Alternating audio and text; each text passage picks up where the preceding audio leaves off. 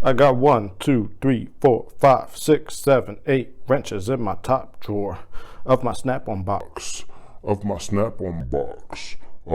I'm missing. Oh man, I gotta go. I'm late.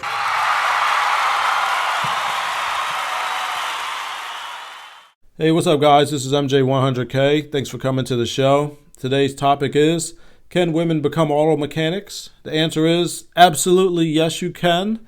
However, in general, most women, they might be a little smaller and have a little bit less muscle mass than men. Let's just be honest about it.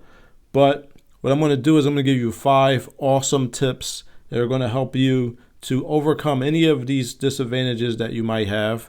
Now, some women are bigger than some men, so this video may not help you. This video is mostly for smaller people, because since I'm a smaller guy, there were lots of things that I used to do to make up for that, and I'm going to share those with you. So even though I'm a guy, I can give some tips for female mechanics. Number 1, for hand strength. Now, having small hands is awesome, but strength is sometimes an issue, and you are going to need some muscles in your hands to move, to get sensors off, to get headlights off, whatever. So this is my tip. I found some. All you got to do is get some hand strength exercise equipment. Exercise those hands. And you don't have to get any of these things. I mean, I'm not sponsored, and I don't give links. So get whatever you want, wherever you want to get it from. But get something to work on the strength of your hands, because having small hands is awesome and very advantageous to small men and women, but you need some strength in those hands. So get your hand strength up.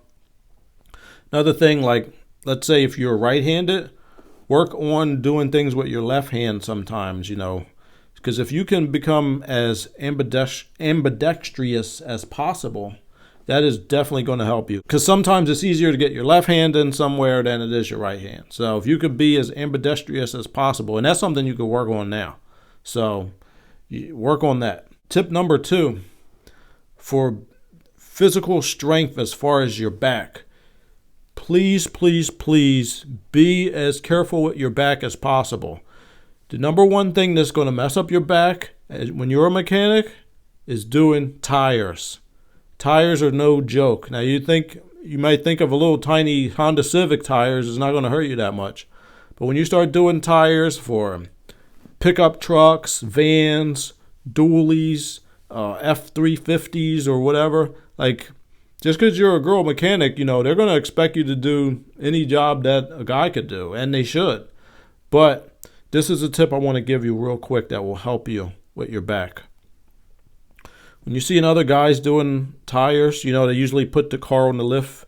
They put the car in the air, they drop the tires down, and when they roll them over to the tire machine, when they come back, they lift the tires up. Don't do that. Don't ever do that. You don't have to. There are a couple things I used to do with tires, and this is it. I had 2 service carts. And what I would do is, instead of dropping the tires to the ground, I would just drop one onto the service carts, and then I would just push the service cart over to the tire machine or to the balancer or whatever. And if I was doing a rotation, I would have the 2 service carts. I would drop 1 tire onto each one, and then you roll them either forward or crisscross them. Then you take the other tire, you just take it off, and you sidewalk it over, put it right back on. You want to try to do things without using as much physical strength as possible. You want to preserve your back, because when you get old, your back, a lot of mechanics I saw as they're older, their backs are done. And my back is pretty good right now. And I know it's because of all the things that I did as a mechanic to not use my back as much. If you don't have 2 service carts, and you can get a service cart for $50 at Harbor Freight, just get 2 of them and you'll be fine. If you don't want to use a service cart, you can just, what I would do sometimes too is, instead of having the vehicle in the air all the way, I would put it down to like maybe an inch or 2 off the ground, and then I just slide the tire off, and I would move it around, and then when you come back, you slide it back on. And I would use, let me show you. Here we go. This little plastic stool, and you sit on the stool and you kind of put your feet under the tire a little bit, and you just kind of glide it on. Now, you don't have to do it my way, but figure out a way for you to do tires with as little physical exertion as possible, and you will thank me, and your back will thank me as well. So those are 2 tips, but I want to tell you, ladies and gentlemen, since this is a show about female mechanics, I got a great female musical guest. Ladies and gentlemen, Rihanna. Give it up for Rihanna. When I fix cars, I'm alive. When I'm fixing engine lights, at first sight, I thought the gas cap had went astray. I saw the check engine light. You and I will arrive at the reason for the check engine light. Eye to eye, we will strive. We'll find the reason for the engine light. Whoa, Rihanna, that was amazing. I'm sure there are lots of females out there who are inspired right now to become mechanics because of your amazing mechanic remix. Thank you for coming to the show. Give it up for Rihanna one more time. Tip number 3, tools that will increase leverage. Now, the more leverage you have from a tool, the easier it's going to be for you to, apply torque and get fasteners off and things like that. So let me show you a couple of the tools that I was thinking will definitely help you. Now, as far as wrenches, you want to get as long a wrench as possible. So if they have an extra large version of something, you definitely want to get that. It'll make it easier for you to loosen fasteners and things like that.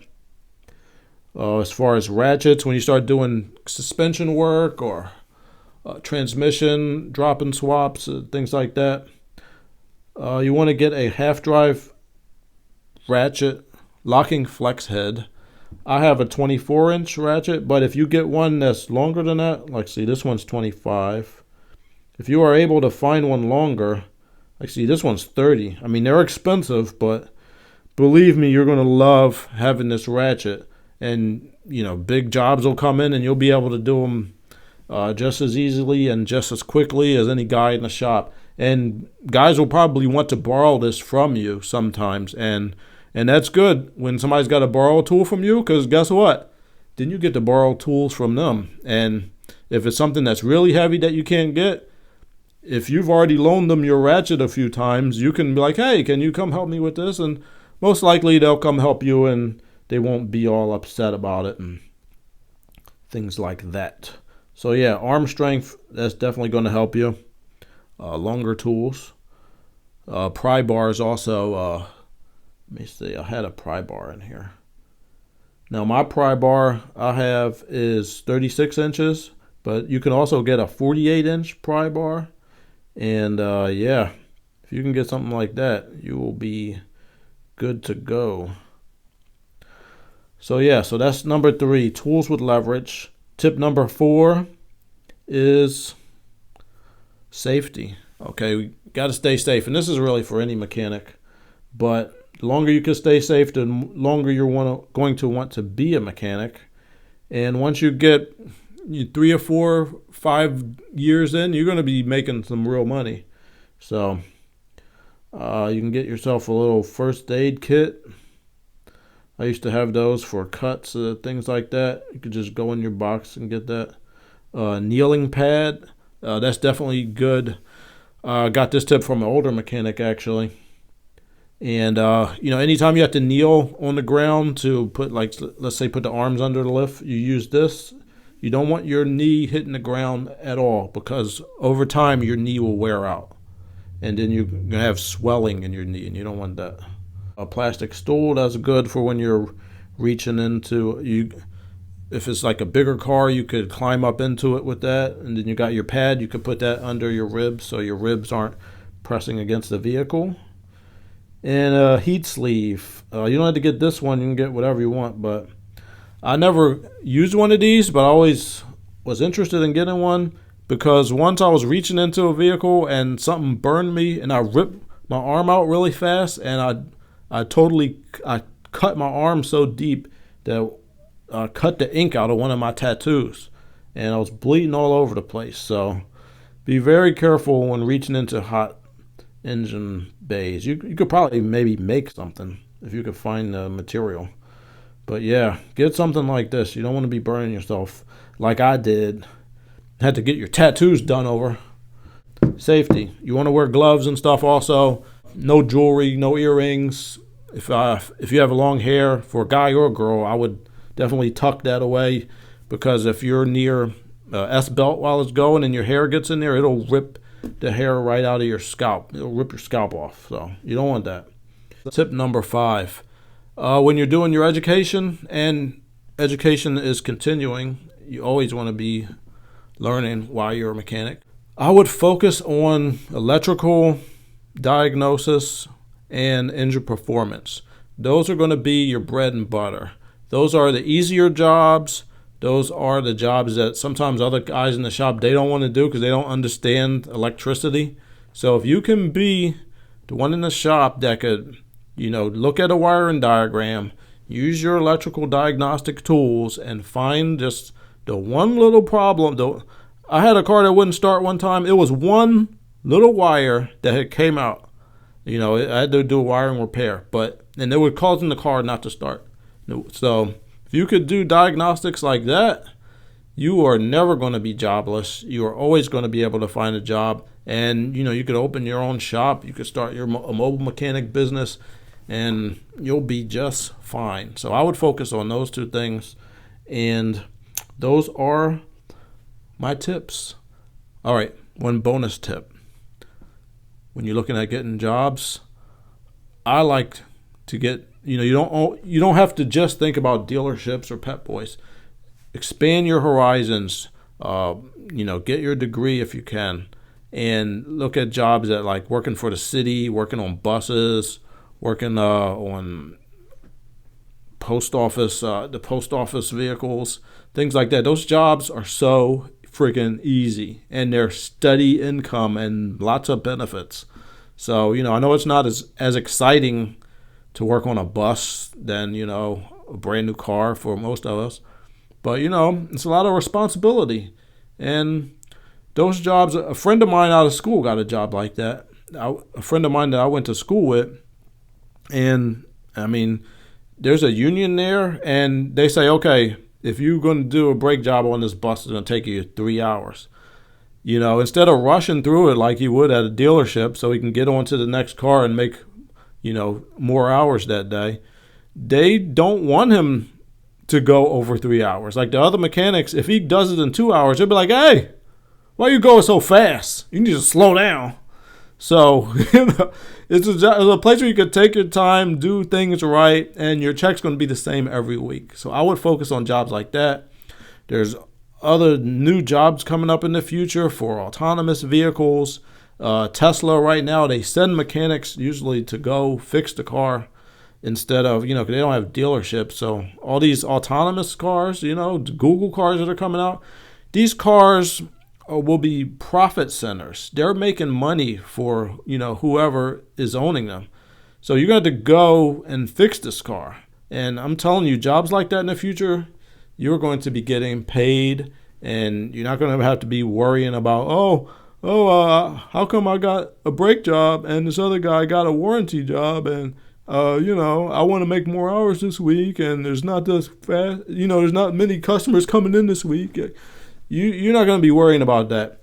Focus on electrical, engine performance, and keep yourself safe. Use the tools that will help you to get over any small disadvantages that you might have, and you are going to be set. And this goes for men and women, because nobody cares anymore if you're a man or a woman, or if you're what race you are, or what religion. Nobody cares in the auto mechanic world. It's, can you fix the car or can't you? That is it. Being able to get stuff done. And if you can get it done, you'll be successful, man or woman. So thanks for tuning in, and have a good one.